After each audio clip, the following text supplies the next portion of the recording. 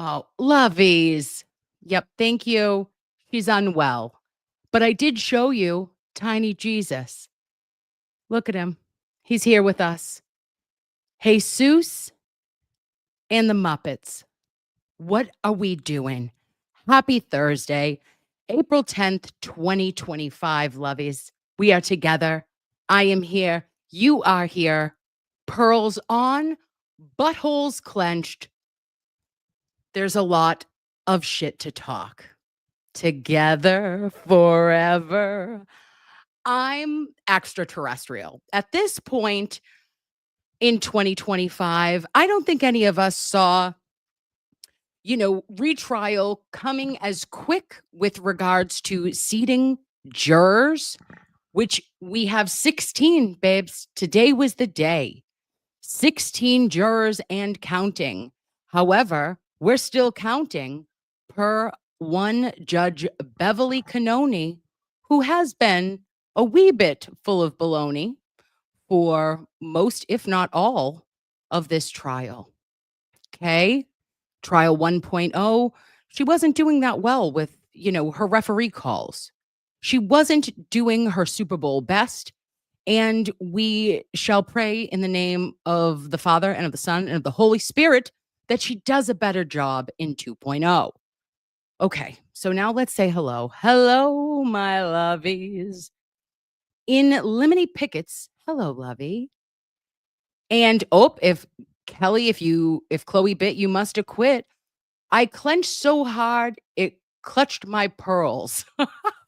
Oh, obsessed. Also, Kelly, if Chloe bit, you must acquit. What? What a real kind of irony for if the glove if the glove doesn't fit, you must acquit. Circling back to O.J. Simpson and a very controversial quote that was taken from the article in Vanity Fair, released today by who? Julie Miller. And she's over at Vanity Fair. She is the reporter who got to spend the 3 nights with Karen at her house in Mansfield. And the new article that dropped, we know that I bought a Vanity Fair entire subscription back in November when the initial 3-day monumental piece came out. So I got to sign in. I'm all signed in, babes, and we're going to read this together.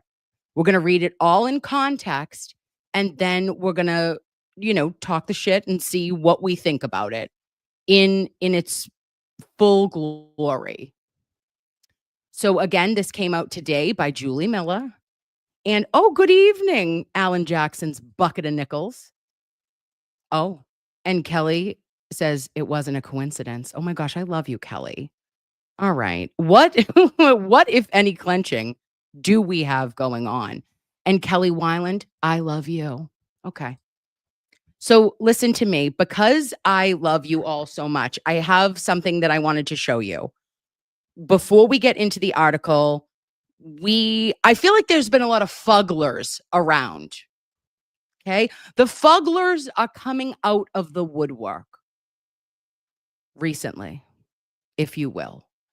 And it's odd and off-putting. As Jimmy would say, I should be off-putting. Okay? We know this. Has she eaten her feelings? Yes. Yes. Possibly too much.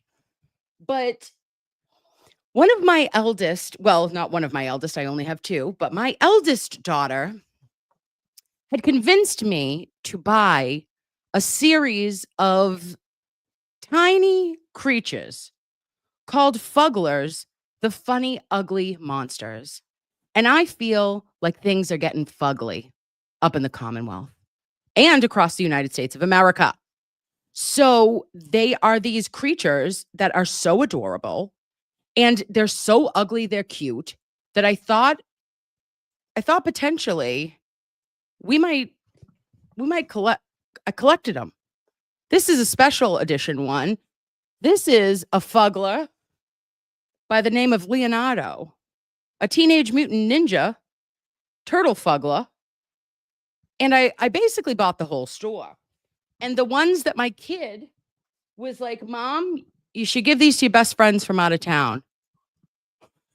Why do I have this one? And why do the teeth speak to me? I can't. I'm out of my mind right now, guys. But I have these FUGLERS, funny, ugly monsters. They have interesting undies on and fucked up grills, if we're gonna be completely honest. So I have 7 of them. And I wanted to know if you would like a FUGLER. If you want an opportunity to win these funny, ugly creatures, oh my gosh, show it. Show your face. Show your fugly face. Oh, look at him. I can't. And then this is my favorite. Ready? And he reminds me of someone. And if you don't know who, you are not my best friends from out of town. You can't be. Look at him. Look at him. Oh, where are you? Come on. Show your fugly face. Look at him. Look at those teeth. Look at that grill. You are an orthodontist's dream, good sir. I'm obsessed. Okay. So I have that one, and then so we got a whole 7 spot of these, and if anyone likes them, you just let me know. Look at this guy. Stop it, Kim. Ready? Look at him. Look at him. He's gonna talk to you. Look, he can't even close his mouth. He's so fugly. Look at him. He's got it wide open. He looks like Oscar the Grouch, but he's everything. And his eyeballs speak to me. I can't handle it. The kids love them. And then I have another of the blue one. And I have another of the white one. So there is 7 total. 7 total. FUGLER Nation. And if we have punched a proctor for how long, I think that we could go fisticuffs with a FUGLER. So I'm doing a little thing, babes. I'm pulling a card from the Auntie Deb files. And I wanted to send lunch money to Karen and the team. And so I just was going to say, if it's $10, if you want to enter, just do that in my my Venmo or the YouTube. And I'll announce them at the end, and we'll just give away our FUGLERS when we're done, because it's going to be fugly. We're getting fugly all night long. Okay, you shook me, FUGLERS. FUGLERS notch. Oh my gosh, there's so many things we could do here, but we shan't. Get your Diet Cokes, babes. Clench the pearls and clutch the buttholes. Call to the name of our Lord, Jesus Christorio. Let us pray. All right, so I love a black and white picture of Karen. Oh, look at this. She goes, well, oh, Kelly. Oh, what's happening? My phone is talking.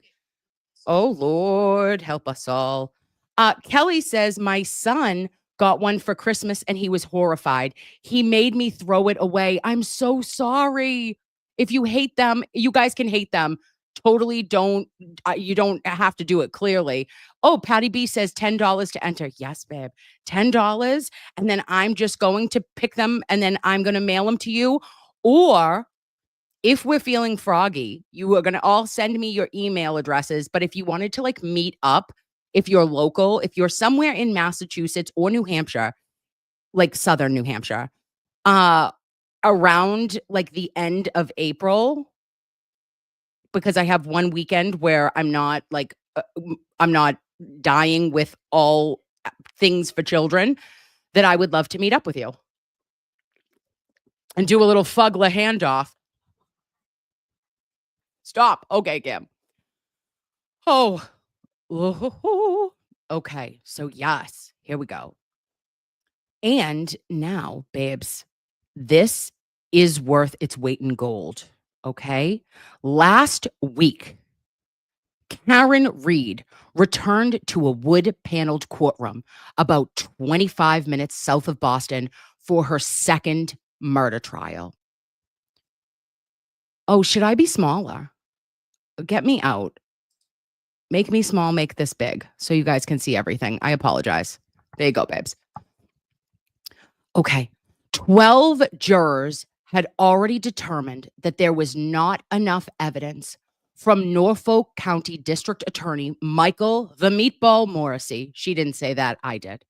To convict Reed of second-degree murder and a lesser charge of leaving the scene of a deadly accident, according to 2 jurors who spoke to Vanity Fair. After a mistrial was declared, 5 jurors came forward to say that the voting body had only been split on the manslaughter charge, but had not understood that coming to a partial verdict was an option, according to Reed's lawyers.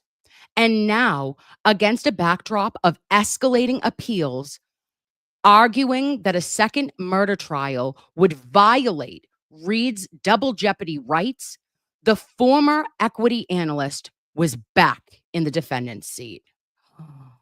Babes. In the initial No, I lied. The initial trial. Oh, I need to put on glasses. Bitch, you're blind. She's a blind bat. Oh, where did I put them? Oh, for the love of Christmas. Okay, I'm coming closer. Okay. The initial trial had riveted Massachusetts.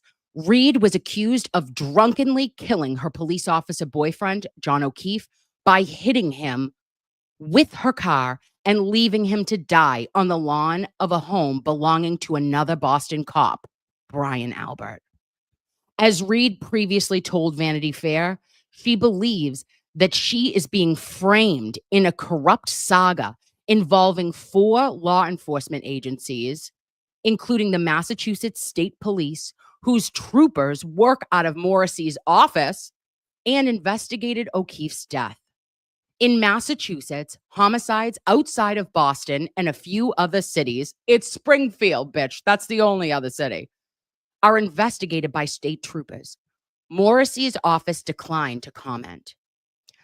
That trial ended with a hung jury and worldwide attention. In her second trial on the same charges, Reed again faces life in prison if convicted for murder. Oh, okay. And then we have Reed has now expanded her legal team of David Yannetti, Alan Jackson, and Elizabeth Little, adding Robert Alessi of New York, our hometown hero, Victoria George of Massachusetts, a juror from the first trial, and 9 law students who will act as clerks, including Sophia Hunt, who recently served as Harvard Law Review president. Oh. Abigail Rozowski, a former Fulbright scholar. Reed has already sunk 7 figures into her defense, liquidating her retirement funds, selling her house, and relying on donations of people like us. Okay? All 11 of her additions are working pro bono. Morrissey, meanwhile, has enlisted Hank Brennan, one of Whitey Bulge's defense lawyers, to act as special prosecutor for the government. Bitch. Okay. Brennan has taken a more proactive approach than his predecessor in the first trial, Adam Lally.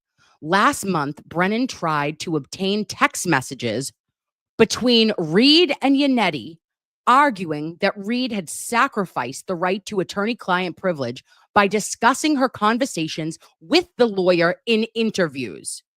Judge Beverly Cannone denied the motion. Oh, well, that was a thank you for small favors. Thank you. Thank you, Beverly. Let's give you one time, just one little time, because we don't get many. Here it is. Show it. Oh, you're not showing. There it is. Thank you. Thank you, Judge Cannone. We appreciated that one thing that would have been an automatic reversal if there were to be an appeal. But thank you. Okay. And then it says he also sought private conversations between Reed and Aidan Carney, the blogger known as Turtle Boy, contending that they would prove, quote, consciousness of guilt. Brennan argued that motion before a different judge. That's our salt and pepper king, Judge Statitsky. And after Reed and her numerous lawyers single filed in during those proceedings and entered so dramatic it made local news, oh, and Joe Flipahead's Twitter, um, uh, uh, that Brennan told the judge, I'm not, quote, I'm not sure why they're being joined by Ms. Reed's team unless they have a standing in this. Reed squinted at Brennan in disgust. Oh, Julie, you dirty bird. And said that he was later granted access to the messages. Next paragraph. Brennan found himself on the defense too. In the last 6 months, Reed's team received 2 new batches of security footage from the Canton Police Department where she claims law enforcement tampered with her car, the alleged murder weapon, and began to frame her. Reed alleges that her taillight was broken at Canton PD, with fragments later planted at the crime scene. Canton PD did not respond to Vanity Fair's request for comment. A recent police audit, but found no evidence of tampering, corruption, or conspiracy based on the materials the hired intelligence company reviewed. Quote, oh no, the new videos, quote, were turned over in October of 2024 and January of 25, more than 2.5 years after they'd been recorded and months after Reed's first murder trial had ended. Some videos obtained by Reed's team in October were, quote, clarified versions, bitch, of what had been provided to the defense in April, as the original videos were extremely dark. There was no apparent chain of custody for the new videos provided in October. Oh, you don't say. Julie, how do you know? Oh, you know, because you've been watching. Are you doing your summer reading, Julie Miller? Because we know someone by Hank, number 2, for his number 2 pencil affliction, Brennan, who does not do his summer reading, and says that there was a note from Canton PD's chief, Helena Rafferty, that read, quote, that is how it records, LOL. Oh my God, so embarrassing. So embarrassing. Are you getting the secondhand ick? Babe, are we almost feeling with that is how it records, LOL? Are you getting Big Neck Daddy Higgins energy? Because I am. Ew. Okay. Rafferty is on the witness list for the second trial. While Brennan conceded that the video situation, quote, should have been managed better, he said the defense had not specifically requested this footage and that there was nothing to indicate it was exculpatory. Oh, okay. Yep, we're going to fight that to the death, Hank. Okay? We're going to fight that till the wheels fall off because you, good sir, hired pistol for the Commonwealth of Massachusetts know damn right well that you don't decide what is information that would be used exculpatory for the defense. They do. You, as the Commonwealth, turn everything over, or at least that's how it's supposed to go.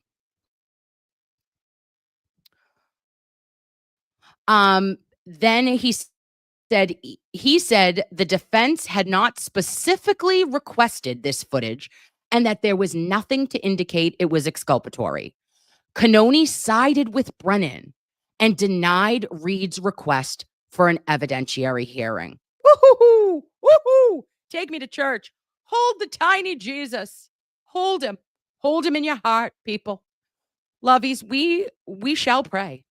I do want to tell you that makes my skin crawl because when he says that the defense had not specifically requested this footage, they did though. And David Yannetti specifically asked the judge at Karen Reed's initial arraignment on February 2nd, 2022.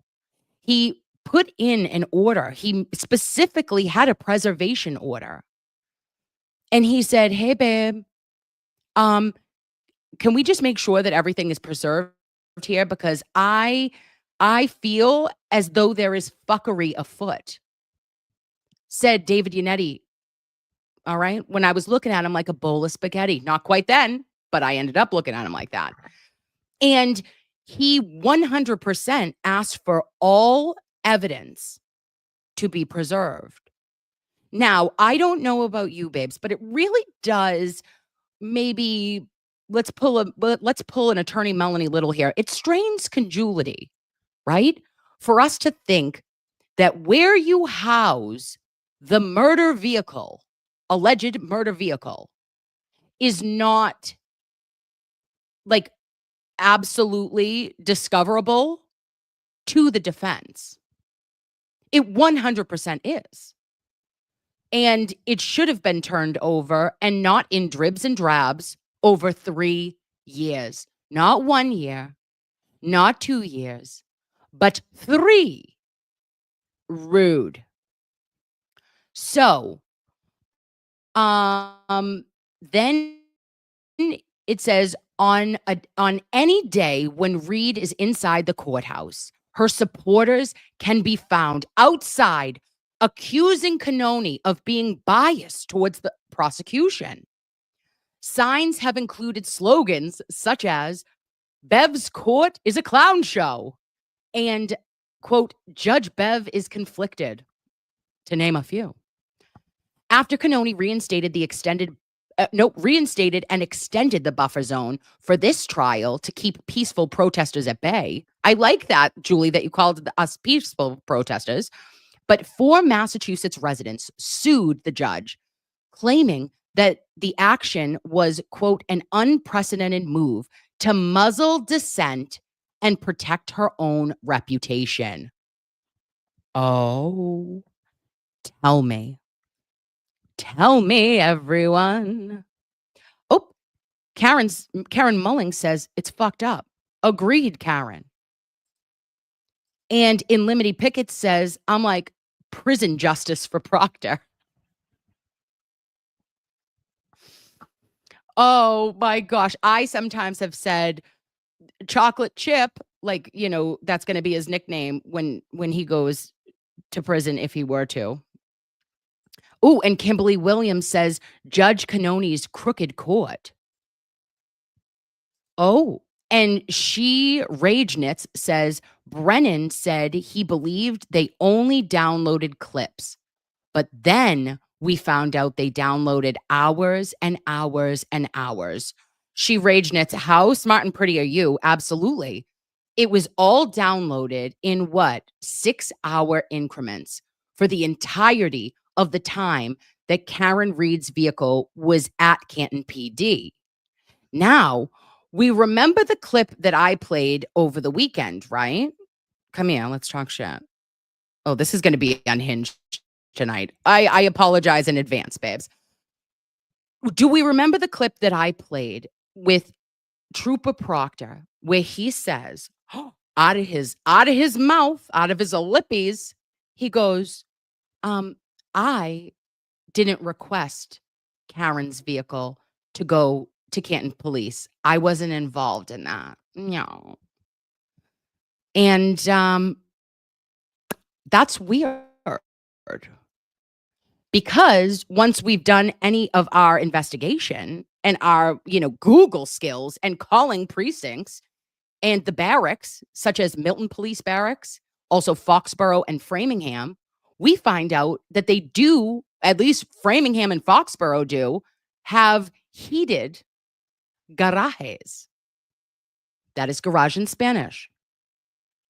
And they could have taken it there because it was already a 30-mile drive from Dighton.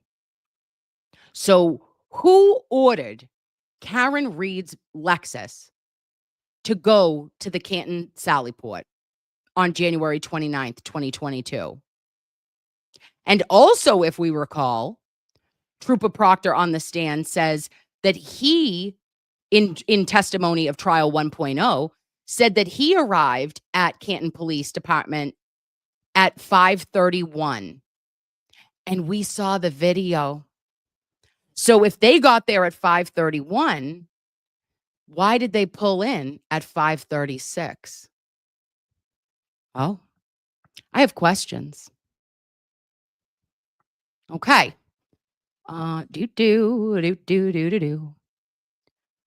All right. So then, inside the cramped Dedham courtroom, Reed is likely to again confront the people she is accusing of framing her, including former Massachusetts State Police trooper Michael Proctor, who is now just civilian Proctor. Remind. And then, who led the Reed investigation and was dishonorably discharged from the law enforcement agency last month. Woohoo! Last month, then Proctor absolutely was let go, in part for bias in this investigation. Proctor plans to appeal the decision, according to his lawyer. The Massachusetts State Police found him guilty of unsatisfactory performance with violations stemming from, quote, derogatory, defamatory, disparaging, and or otherwise inappropriate text messages about a suspect in that investigation to other individuals. He was also found guilty of consuming alcohol on duty. Bitch. Wow, that's a lot of D's. Derogatory, defamatory, disparaging. Oh, triple D. And drunk. Okay, quadruple. D to the fourth power, Proctor. And last month, Proctor's family, including his wife, Elizabeth, and his sister, Courtney, released a statement casting Proctor as the victim of, quote, egregiously false statements from Karen Reed and her defense team. They added he, quote, has been defamed, maligned, and falsely labeled corrupt by the alleged murderer, her family, her defense team, and a mob of followers. I'm clutching. That's rude. Wait a minute. I don't think that we have defamed, maligned, and falsely labeled corrupt her husband and brother. Not both, for one, but Elizabeth's husband and Courtney's brother, because the Mass State Police Trial Board found him guilty, not me, not Karen. Sure as shit, not Judge Cannone. That was his own humans. That was his blue wall that found him guilty of that because they had evidence of it. Oh. And then not only did the trial board unanimously find him guilty, they also went a step further, and in his first major action as the Colonel Noble said, I think it was written down. It said, fuck around and find out. I heard. I don't know. Did everybody else see that? Oh, I'm joking, guys, but seriously. Then it says all the state did was put his vile behavior back in the news cycle. And he had to use 2 women to do it, Reed said. Karen, All the statement did was put his vile behavior back in the news cycle, and he had to use 2 women to do it. Oh. Oh, yep, that's true too. Yes. Hi, Ask Bob. Hey, pal. Oh, look at John Courtney says, "Burn." That was quite a burn. She also says, "Can he speak for himself?" The statement also defended Proctor's text. Quote, "How would you feel if the context of your personal phone were questionably released to the public without full context?" Oh, bitch. Oh, and I mean that with respect. Um, hmm. Reed, whose text messages were read aloud during the first trial, said she found that sentence rich coming from Elizabeth and Courtney Proctor. I do want to remind everybody that's in the chat and who is anywhere in the United States of America and beyond. There are new laws that, well, they've been in place for a long time, but for public servants, including nurses, doctors, fire, EMT, police, everyone, right? You what you write in your personal phone can and will be used against you in a court of law. Just a reminder, okay?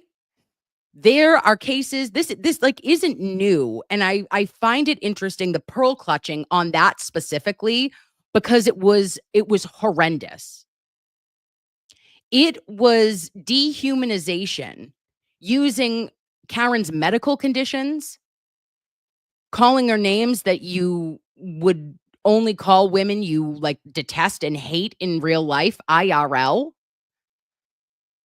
And also, it was not because, in my opinion, that Trooper Proctor was so torn up about the loss of life of Officer John O'Keefe, because that same night, that very same night, January 29th, 2022, when he hadn't investigated at all, but had already seized the phone and seized the vehicle of Karen Reed, he was telling his buddies, his 9 best friends from high school, civilians, details of an investigation, including but not limited to, yeah, she waffled him. Oh. That doesn't sound like a, you know, conversation and a bleeding heart of someone who cares so deeply about their brother in blue to me. Does it sound like that to you, babes? I don't know. Hmm. So, I just want you to know it doesn't matter if your phone that you have from your job, like if you are texting your colleagues, if you text anybody, like we have HIPAA violation or regulations, right? So I can't write anything about a patient that would be inappropriate or at all, not even inappropriate at all. Anything that could identify a patient is completely inappropriate to be in your text messages to anybody. Doesn't matter if you're asking a doctor, like, whatever, their work cell phone died, their pager is dead, and you need an order, and you're like, oh, you do initials and you say something that could be used against you.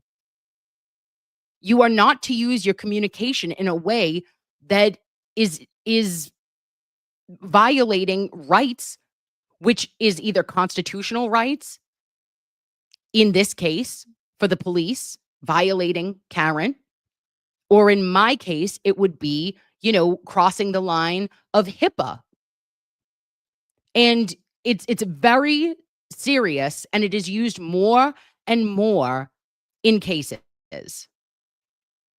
So everyone be correct, which I know you are because you're not dickies about Boston corruption. Some characters strike her as eerily familiar. Film The Departed. Quote, he typifies Proctor's arrogance and excitement to play God in people's lives. What? Okay, let's read it again. He typifies Proctor's arrogance and excitement to play God in people's lives. Woohoo. Okay. All right. Now, given her experience as a murder defendant, squaring off against a biased detective, Reed now looks back at O.J. Simpson's 1995 acquittal differently. Okay, babes, we're here. We're at the moment. We're at the moment that every troll and every human basically on Twitter today posted this quote, had something to say about it, whether it was positive or it was negative. And I want us all to break it down because that's what we do. We use our brains, we use our decision, analytic brains, and we are not afraid to say what is right and how it could be spinned. Right? So I felt so strongly about the prosecution and his guilt and the fact that he spent all this money on his dream team of lawyers. They all looked like snake oil salesmen to me, Reed said. Her thinking now, however, has changed a bit. I'm not. Can you see me? Okay. Was innocent, but I believe that it was not a completely above board investigation. Now that I am smarter, I would have cheered at the acquittal. You have to hold cops accountable. Okay. Now, let's dissect. Let's read it together. And we're just going to break it down. And I can see how Karen is saying what she is saying in this statement. Okay? It's not rocket science. But I will try to remind us all in the most loving and gentle way that it is not what Karen is saying here. It is how it can be perceived. And when you are in a situation where you are literally depending on 12 assholes that you don't know to determine your life or your incarceration, this was bold. Okay? All right, so let's do OJ by the numbers. Why? Because I said so and it's my channel. OJ by the numbers. In 95, OJ Simpson was acquitted of the murders of Nicole Brown Simpson and Ron Goldman. At that time, a national poll conducted by CBS found that 16% of Black Americans and 69% of white Americans agreed that he was, they didn't agree. They thought he was guilty. 16% of Black Americans believed he was guilty. 69% of whites believed he was guilty. In 2015, okay, 57% of Americans thought that he was guilty and thought that OJ was guilty. Oh, that's going in a direction. And then in 2024, they did the poll again. And it was actually conducted on April 11th.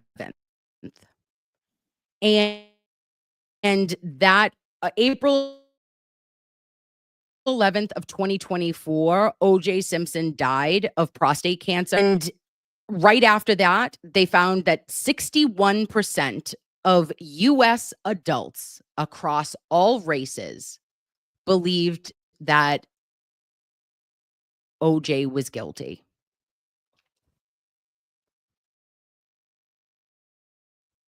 Oh. And even more staggering, still 83% of white people. Now, I don't know, guys, if we know our demographics in the Commonwealth of Massachusetts, but it's pretty Caucasian. All right. It's still mass. And I don't like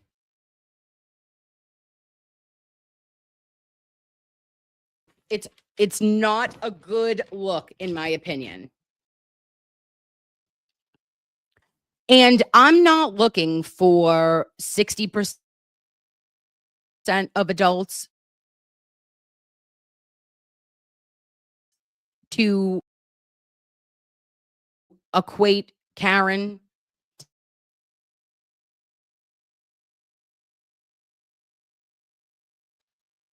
It was it's concerning, and it is concerning because of the following, babes. It doesn't matter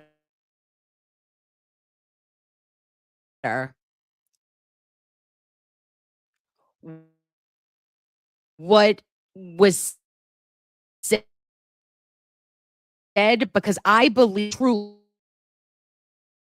right? Like she clearly said additional information. She clearly we had to use what she had to use, quote, that every troll ran with, in my opinion. Now, with that being said, I have a concern because we know what Hank Brennan is going to do. And Hank Brennan is going to do what Hank Brennan does, which is that he will, just 5 days before Karen is heading in to the next, her retrial, right? That is the most important trial in the Commonwealth, the trial of the century, fighting for her life. And I believe that no matter how, oh, oh no, I'm sorry.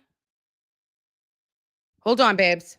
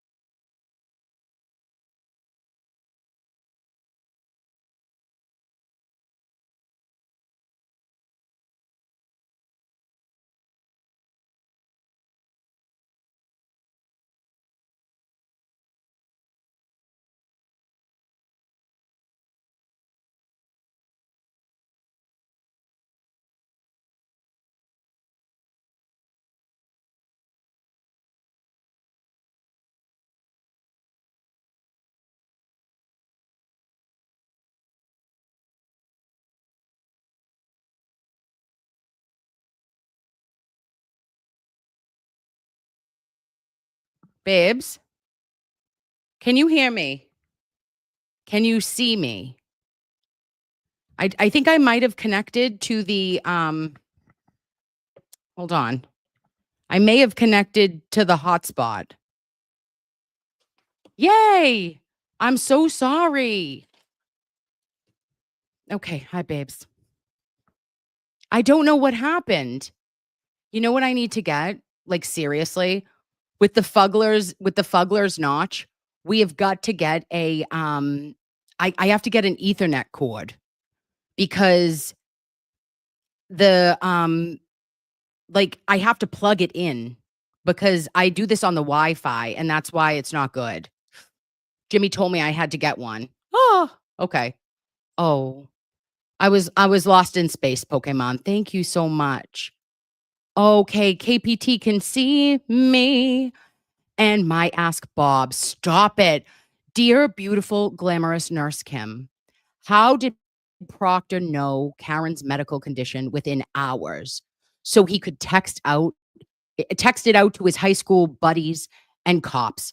Doesn't HIPAA apply to cops, or was it something else in your theory? Uh, I think he knew it, babe, because he had gone to the hospital. He went to Good Samaritan. And he spoke to Dr. Justin Rice, the ER doc, and he was absolutely not aware. Okay, we know Justin didn't know he was treated the whole entire time, but he had on his list both Officer John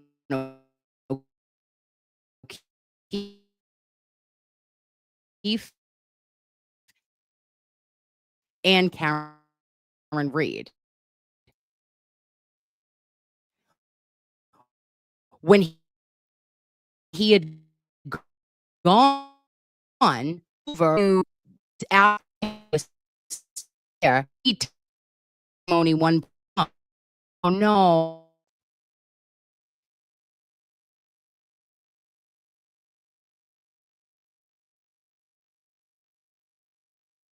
Okay, we're gonna stop. We're gonna do this. I'm gonna find a hotspot. Did I connect to it? Oh, there it is. Is it there? No. Son of a bitch. Wait a minute. Where do you live?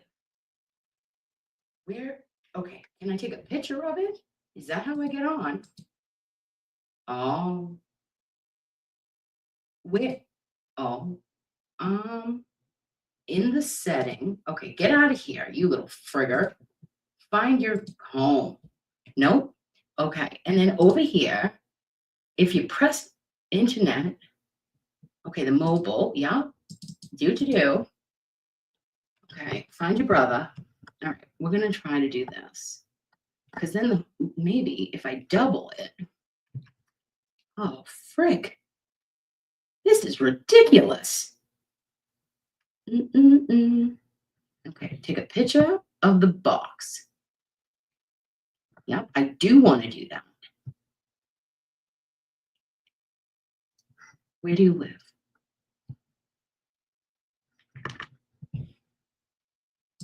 Oh, no, don't disconnect. Connect. Oh,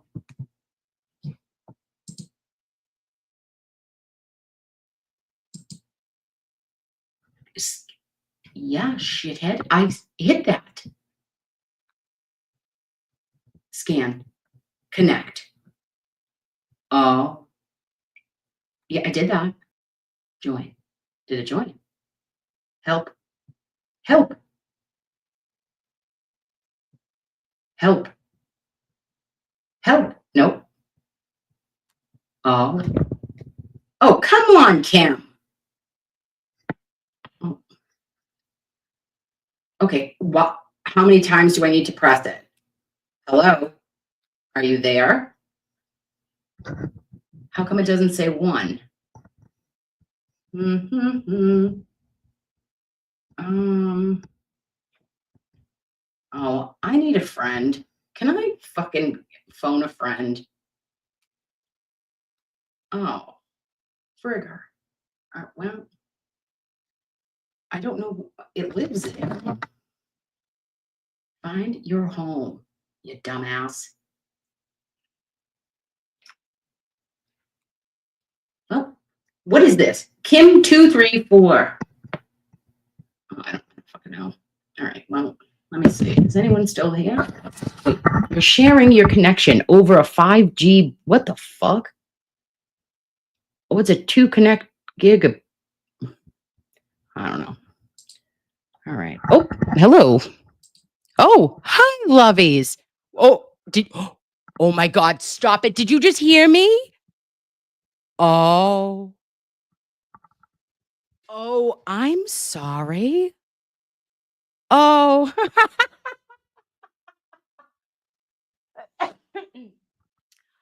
Oh, she's a potty mouth. Yeah, yeah. And I was looking, I don't know where the oh, we listen and we don't judge.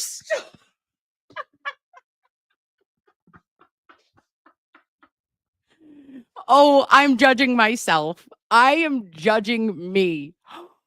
Oopsie daisy doops. There it is. Okay, nothing new. Thank you, Pokemon. Aren't you an angel face? Yep, she's blacked out. Yes. Clerk Jim's clown list. Yes, absolutely. 100% not judging. I have no idea what I'm doing ever. But I am going to get that cord, babes. I'm getting that cord thanks to the FUGLERS. Okay. Thanks to all the FUGLERS in the world, the trolls. I'm going to say this, the trolls, the FUGLERS, to anyone who messes with us. On your mark, get set. I had something in my pocket for you. Okay. It was a premature fuckulation. Came right up. Okay. Now together, while we still can, let us move forward. Grab your tiny Jesuses and try to land the plane. Okay? Okay, so I'm going back up here. We're going to talk about um we're, okay, so we're still on, or I was still on the uh the stuff about the 1995 OJ Simpson's acquittal, okay? And Karen said her thinking now, however, it had changed a bit. I'm not saying I believe OJ was innocent, but I believe that it was not completely an above the board investigation. That is true. True statement. We know that Mark Furman ended up like saying he agreed, did no contest. He pleaded no contest to perjury in 1996 regarding racism, and that he pled the fifth on all questions, and he ended up pleading the fifth to stuff about planting evidence, etc. But he denies that he ever planted evidence, which, like, duh, of course he would. And it is noted that there was not any the defense never presented any evidence that contradicted, like, or that confirmed either that he did actually plant stuff. But was he a racist prick? Yeah. And they caught him and recorded him speaking to witnesses using derogatory, horrific language about OJ Simpson. Here is my fear, and this is where I go.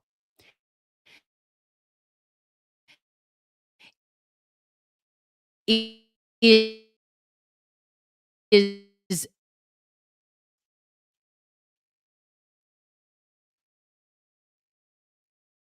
in the retrial of Commonwealth v. Karen Reed. Hi. Hi, loveys. We're just going to have to pause when that happens, and then we'll come right back because it's doing something and it's showing me that the Wi-Fi is wacky. It's showing me wonky Wi-Fi right now. Okay. Oh. Oh. Am I back? Yep. This is bad. This is terrible. I'm off the Richter scale right now. I'm secretly anticipating the glitches with glee. Oh, she rage knits. No, no glitching. Okay, we're back. We're back. Okay, lovies. Thank you. Thank you. Okay, now before it goes down, okay, if the defense team presents an incredible case, reasonable doubt everywhere. They are presenting a case that shows that Karen Reed was never given at all an opportunity. It was always to pin it on the girl. From Jump Street, from hour 1, from day 1, they never investigated anything that didn't point in the direction of Karen Reed's guilt. Okay? This is how the defense in my brain is going to do a good job. They're going to knock it out of the park. They're going to have incredible witnesses. And I feel as though this is basically an incredible opportunity to acquit Karen of all charges because she is innocent, factually innocent. Then, at the end of the trial, who could get up to the stand? It's him. Hank Brennan, his 14 pencils. They get up and they say, oh, Karen Reed wants you to believe that Trooper Proctor was biased. He was fired for his terrible language and, that he was kind of ethically corrupt, but it didn't change the outcome of said investigation. Karen Reed was responsible for Officer John O'Keefe's death. This is what I believe Hank would try to do. And then, babes, the kicker would be if he said, don't believe me, why don't you believe these words that Karen Reed said 5 days before retrial? And then let's go back up and see that I felt so strongly about the prosecution and his guilt and the fact that he spent all this money on a dream team of lawyers. They all looked like oil salesmen to me, or snake oil salesmen to me. Thinking now, however, I'm not saying I believe OJ was innocent, but I believe it was not completely above board. Now that I'm smarter, I would have cheered at an acquittal. You have to hold cops accountable. And if Hank Brennan tries to spin this as what 61% of adults in the United States think, then if you're putting yourself in the same sentence as OJ, 61% of Americans believe he was guilty. And although there was terrifying things in that investigation and horrific bias and racism, it is so scary to think, I don't want 61% of anyone thinking that Karen and OJ are similar. And this is not Lally, babes. This isn't Lally going up to the stand. Because Lally didn't want any of Karen's interviews in trial 1. He didn't try anything. And I am 100% sure that the real snake oil salesman is Hank Brennan. And it makes me verklempt. It makes me clutch my butthole like you could not imagine. Because I do not want there to be a negative inference and in correlation to a factually innocent woman, in my opinion, versus someone who more than half the country still to this day believes is guilty. Harry's mom. Yes. Oh, Emily Sparkett says, I believe Lally was trying to help Karen not help get Karen a not guilty. Hey. And exactly. Trooper Pancakes per Doghouse Squared says, yeah, Hank is the snake oil salesman. I agree. Here it is. And Harry's mom, yep, they need to align with Hank with the snakes. Yep. And here is the thing: is she Ragenitz says Lally was a snooze fest, but he mostly was ethical. I totally agree. Now we're dealing with a defense attorney who has represented some very, questionable in the Commonwealth clients, which everyone deserves. Everyone deserves representation.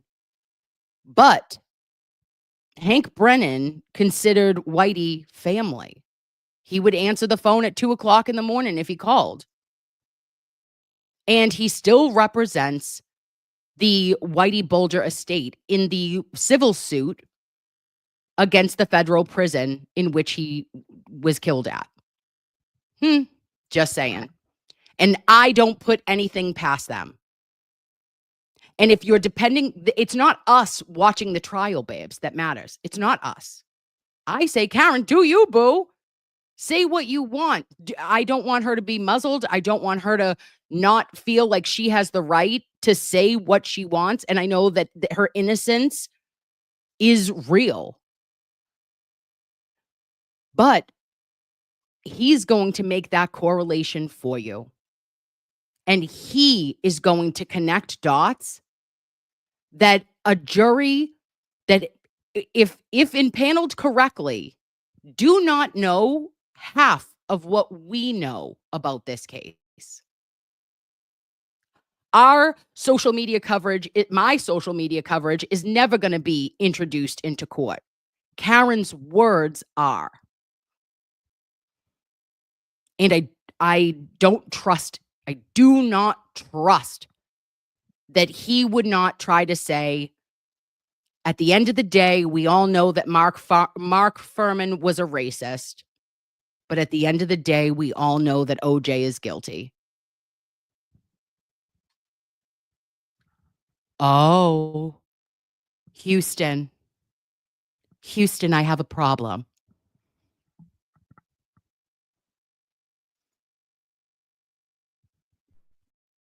Okay. So next, babe, let's get through this. In early March, Brennan announced that he had permission to reveal that there is no longer any federal investigation into the investigation of John O'Keefe's death or any related matters. It is closed. It is over. The U.S. Attorney's Office would not confirm or deny the existence of the investigation. Shortly after Brennan's declaration, Canton Police Chief Rafferty issued a statement declaring that, quote, all aspects of the federal investigation have been completed. But some question whether that is true given the resources and time the DOJ devoted to a logistically complicated probe into an active investigation. Brian, Colin, and Higgins, plus McCabe, were subpoenaed to testify before a federal grand jury. Yannetti revealed in court that his entire case file had been subpoenaed by the U.S. Attorney's Office, later sharing that the request was part of an ongoing investigation. Disclosures that took the prosecution by surprise. The U.S. Attorney's Office in Massachusetts had turned over with the new presidential administration, with Leah B. Foley having replaced Joshua Levy, which sucks. When I asked Reed about Brennan's assertion that the federal investigation had ended, She messaged me that in her mind, there were only two possibilities. The first, quote, someone is not being truthful. Yeah. And the second, quote, the new administration is choosing not to pursue this investigation. That hardly means anyone involved in murdering John or framing me was cleared of wrongdoing. But everyone should note which side of my case is celebrating the federal investigation supposedly being closed and which side isn't. That will tell you which side of this case is culpable and therefore worried about a possible federal indictment. Ooh, mic drop. Boop, boop. 1212. Oh, did you hear that? That will tell you which side of this case is culpable and therefore worried about a possible federal indictment. There's only one thing we can do for this. And I think you know what it is. I be looking fresh with them feds watching. I be looking fresh with them feds watching. I be looking fresh with them feds watching. New whip, yeah. Two dogs, Toto. Are we be looking fresh with them feds watching? Baby. Yes. Giannetti. Okay.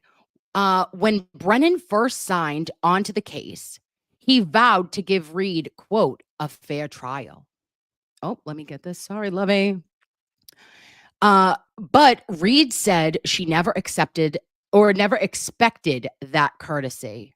She pointed to some of Brennan's recent arguments, such as one asking Cannone, on behalf of the Commonwealth, to impose a gag order on Reed's attorneys so that, quote, we can have a fair trial.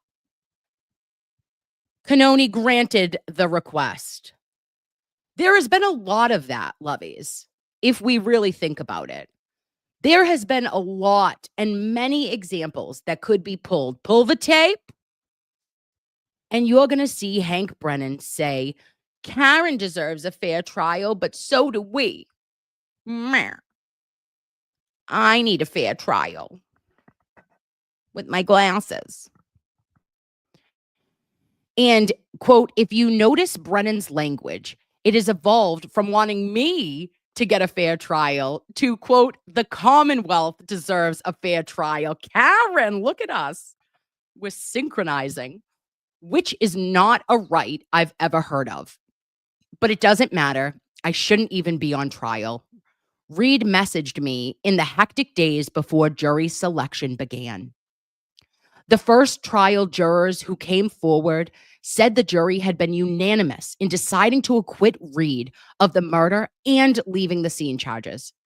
But it had been split on manslaughter and failed to understand that coming to a partial verdict was possible.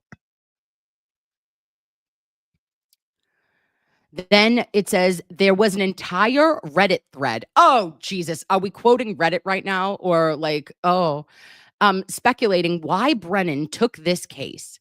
J.W. Carney, Brennan's partner defending Bolger, did not elucidate. Elucidate. No, elucidate. Oh, elucidate. Jesus, Cam.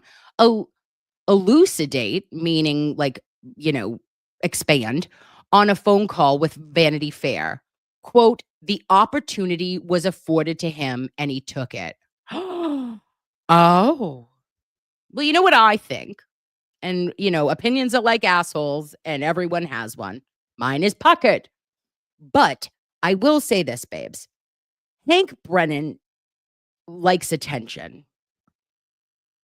Okay, we know people like attention, but Hank specifically, he, had the Whitey trial and that didn't go as planned. I believe that he truly thought he was going to get a different verdict. or that they weren't gonna find the 11 murders that he was found guilty on actually found guilty. And he also gets initially hired for 75K, right? So the 75K check for one case has now turned into another extended contract when we knew it was going to retrial. It wasn't like he came on, you know, thinking that this wasn't going to trial. He knew damn right well. And now he got another $225,000. And this is one case, one that he has versus his counterparts, which is Adam Lally and Laura McLaughlin. And we know that Lally made a whopping $149,000 in 2024. And Law McLaw, aka please don't wear purple. It's not flattering on you. She only made $119,000. And think of all the other cases that they have. Think of their caseload, babes. It's wild. It's not too bad, not too shabby for the Commonwealth to be paying you, $300,000 total for 7 months of your time to focus on this case, which I'm sure he has other maybe private practice cases, but he's full-blown Karen Reed until this is done. Not a bad payday. But I wonder if it was worth it for Hank, because when you go back into the real world, Hank, you're an actual defense attorney. And you coming for the attorney-client privileged information of Karen Reed and attorney David Yannetti will be remembered by citizens of the Commonwealth. And I don't think there's going to be many people possibly knocking down your door for you to represent them. Just saying. Okay, and then Carney called Brennan, quote, the finest cross-examiner that I have ever seen. Ooh, I can't wait to see what you have to say, Mr. J. Carney. In this sense, Brennan is a match for Jackson, who prosecutors Dominic Dunn as having, quote, an uncanny ability to enrage those he quizzes. Ooh, woohoo. And he does, doesn't he? If you think about it, Alan Jackson has an uncanny ability to get under the skin. I mean, really under the skin of the people he crossed.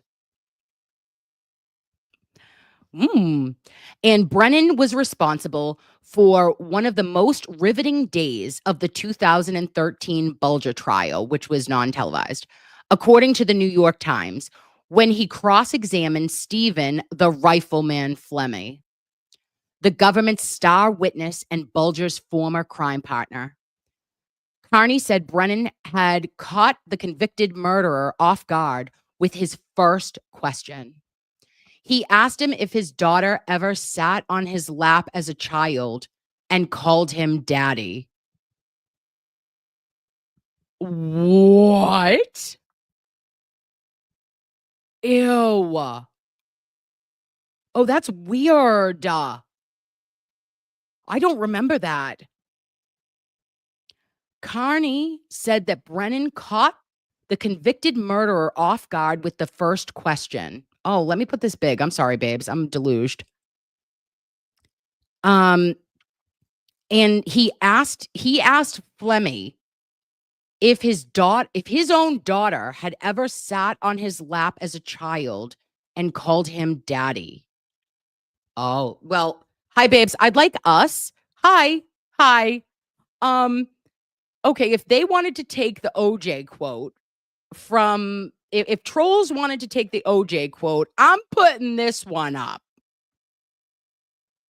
because that's assault in my brain. That is so weird. Ew. Like, that is wicked icky.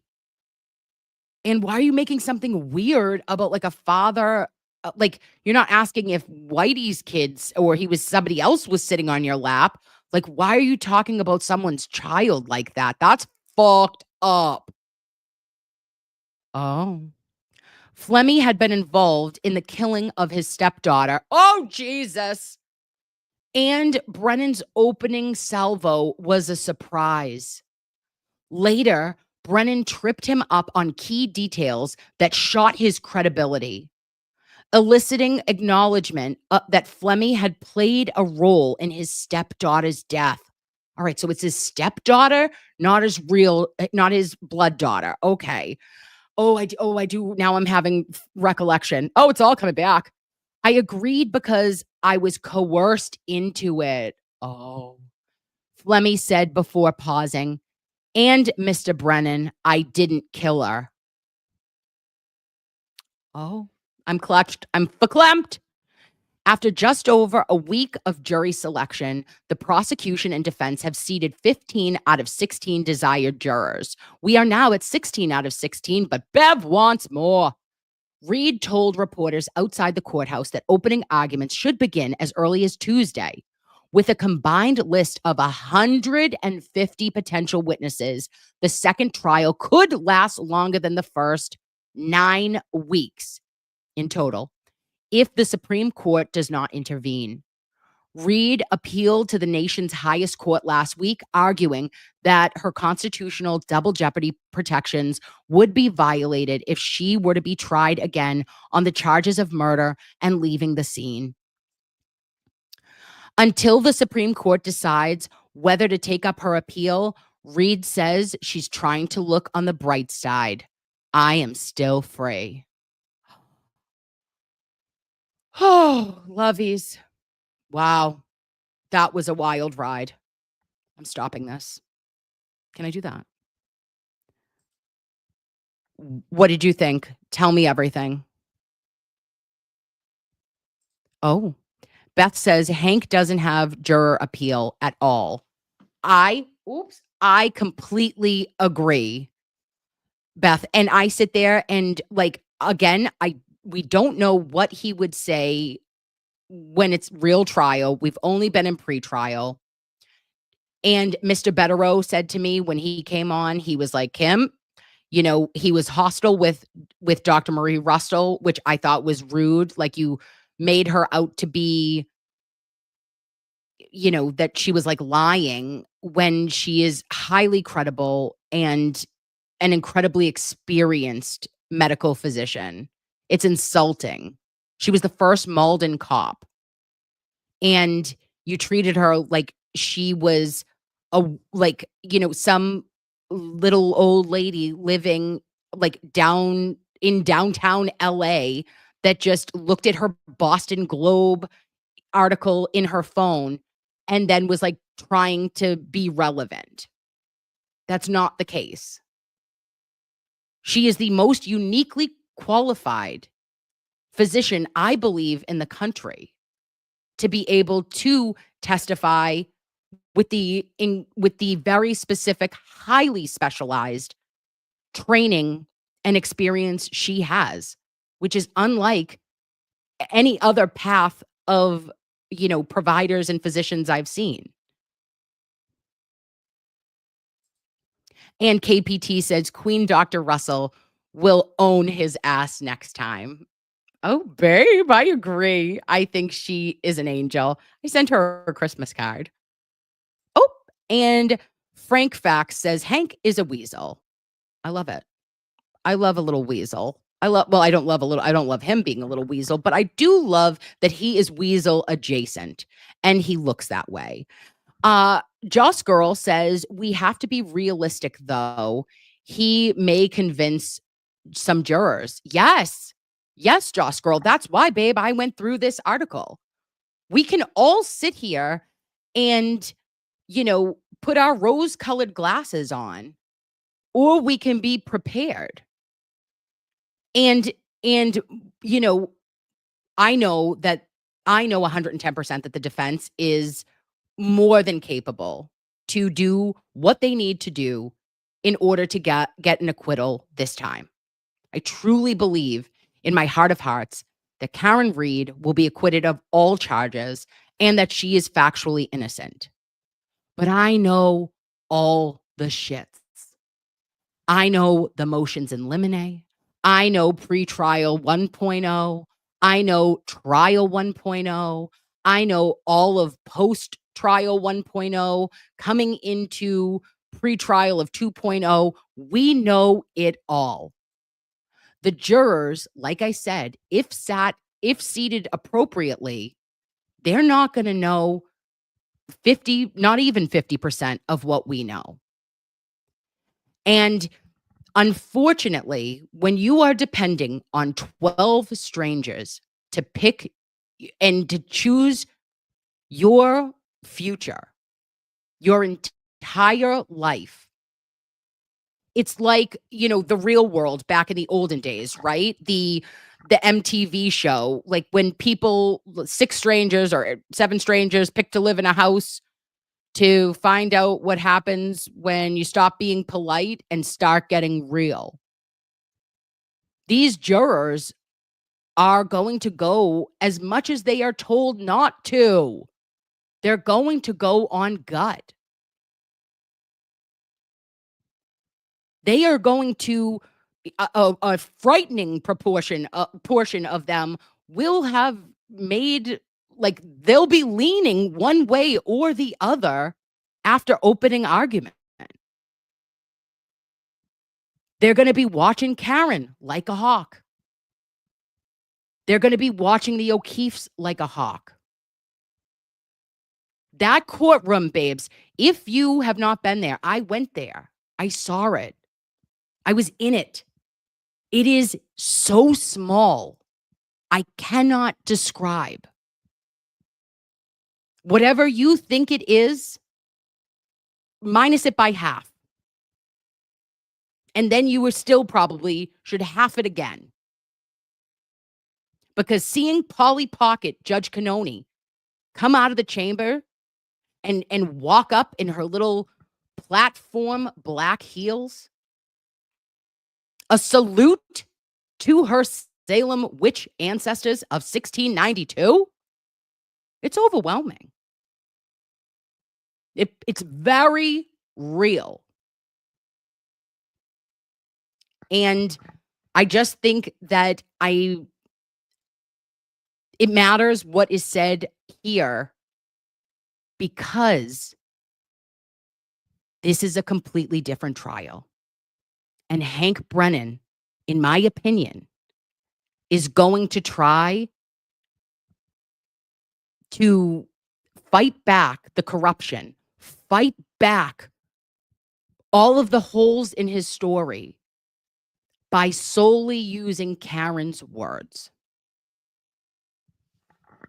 And that's why we say the rosary and have our baby Jesus.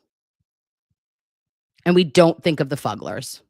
Speaking of, we'll be fuglering. Okay. And then Kim, I love Labradors. Me too, babe. Hi, Kim. I love Labradors. Maybe Kim already said this, but did anyone notice the audit guy said the inverted camera is still there? Did he lie or Hank? Allegedly, babe, the camera has not been changed. Allegedly, it's still the same camera. But there were so many questions from the audit that I went over on Sunday that my head was spinning, including but not limited to 6:24 a.m. and the timeline that the Canton audit went by. And we find out that Jen and Karen were in the cruiser at 6:14. And then Kerry And then I'm not Karen. And then Jen say, oh, we went over to go see what they were doing to John. Were they still working on him? But the Canton PD audit says that Officer John O'Keefe's ambulance left at 6:24. Well, how the fuck were you Googling Hosslong to die in the cold at 6:23 and 6:24? Because Karen was hysterical, wondering if they were still in that ambulance working on John when the ambulance had been pulling away. You didn't get out of the car and go back and look at that ambulance because it was gone. Oh.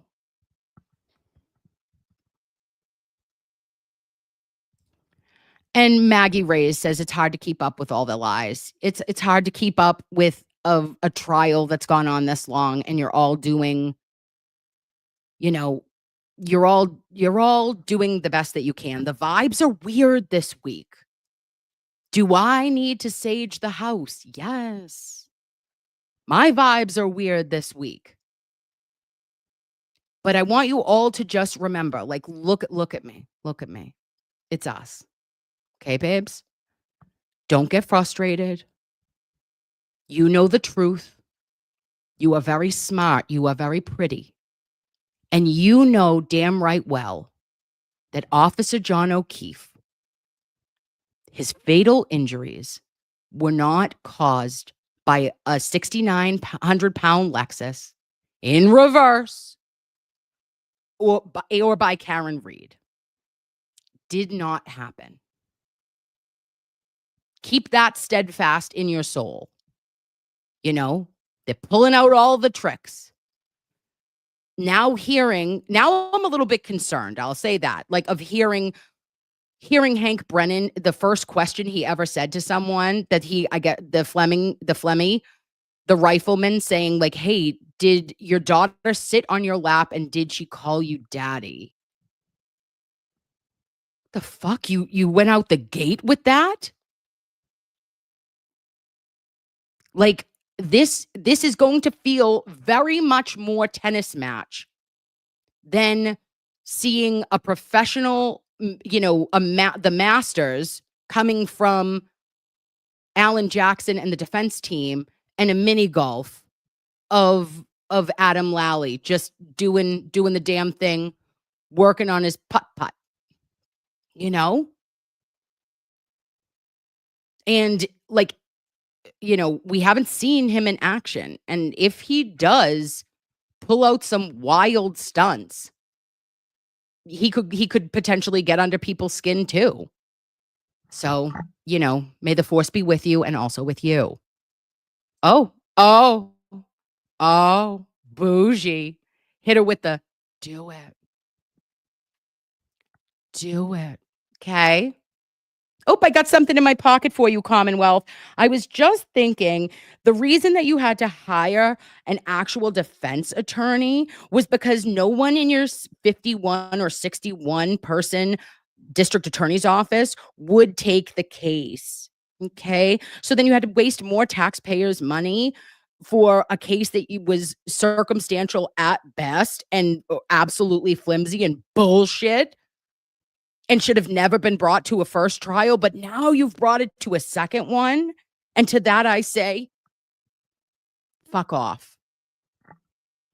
All right? We all know. We all know what this is. And it has been a shell, like a sham of an investigation. It's a shell corporation. The Norfolk DA's office, that is bold to say. It's a shell corporation, okay? They're laundering humans. They're assholes. Okay? They're trying to wash their money through Hank fucking Brennan. Ew. And his paralegal in an ill-fitting pencil skirt. Just saying. Oh, thank you. Oh, thank you. Harry's mom said, I'll allow it, Kim. Thank you so much. I apologize. Oh, and that's something. Ann from SB says 3-card Monty. Yes, babe. That's what I heard. Oh, and shock and horror. I love you. Look at you. Shock and for round two. Oh, we can do this, okay? Aaron needs us. The Lord telling me it is time. Okay, I'm gonna give it 30 seconds, babe. And then we're gonna pick our FUGLERS. But this is horrifying today. Okay, we've got that. And then we're gonna pick our FUGLER nation because FUGLERS can go fuggle themselves. Go fuggle yourself. That is a beautiful thing. Oh, lovelies. Look at our FUGLERS. Okay, on your mark, get set. We're gonna get fun. And babes, what I'm gonna do is afterwards, I am going to pick them now on the Venmo and on the Cash App. I have one lovey, which I'm going to have to. My one lovey here is saying on the Cash App, we're gonna fuggle her. Oh, it's John Miller. John Miller. Mazel. We got a fugler for you. John Miller. Okay, John, send me your email. Okay, Miller. And then we're going to number 2. Boop, boo. Boop, boo, doo. Jennifer Fox, number 2. Jennifer Fox, thank you for Fugler Nation. Jennifer Fox. She's got a fugler in a box. Oh, and we have Erin J. Erin J, number 3. Erin J. She's my bae. Okay. And Randall. Ooh. Here it is. On your mark. It's at Beth. Ooh, Beth S. I'm not going to say the last name. Oh my gosh, that's so rude. Oh, I apologize to people's names that I said. I'm going to only say an initial next. Beth S. You are numero 4, love. Loveys. Hello. And we've got Brittany R. You are number 1, 2, 3, 4, 5 for Brittany R. Brit R. All right, 6 and 7, guys. We're going to do a final pick. Scooby-Dees. Oh, what did you do here? Sharon G. Sharon G. 1, 2, 3, 4, 5, 6. And the final fugler goes to boom. Deborah H. Deborah H. Love your face, lovey. You get lucky number fugler 7. FUGLERS. FUGLERS Bay. Deborah.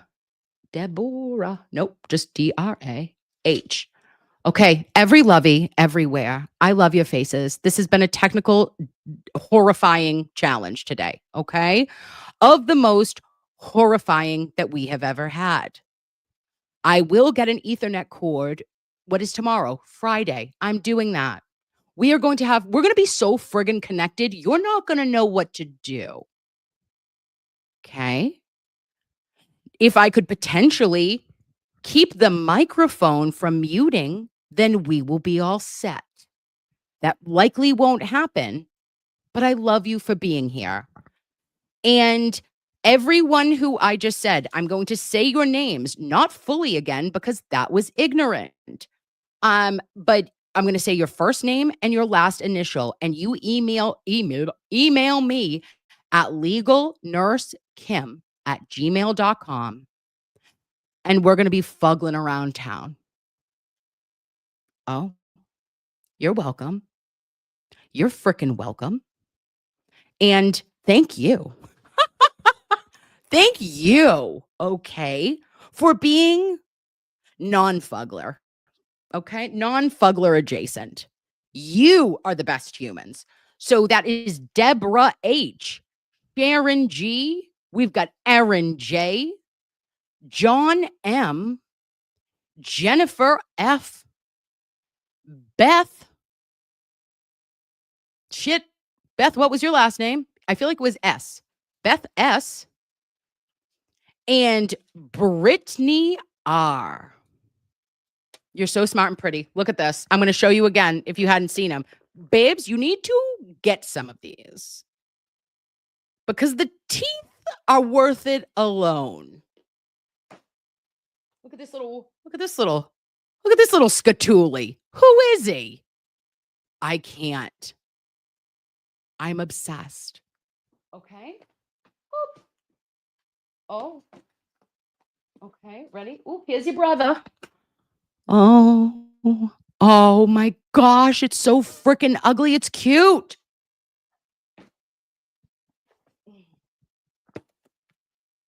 Our little greeniac. Oh, where is he? Oh, he doesn't like it. Oh. And last but not least, Leonardo Turtle Fugler, the limited edition with a pizza. He looks like he just came from Papagino's, and it says "Cowabunga, dude." All right, you guys are so incredible. I can't believe I kept you this long, but I really wanted to go over this article with you. And one more big announcement. Oh my gosh, who is she? I took off next Tuesday. You know what that means. We're streaming. Day 1, we stream. Don't be with me if you don't want to, but I thought we would do it. You and me. Best friends from out of town. And like talking all the shit as it's happening. It's kind of exciting. All right. I love your faces. Have the best night, guys. Bye.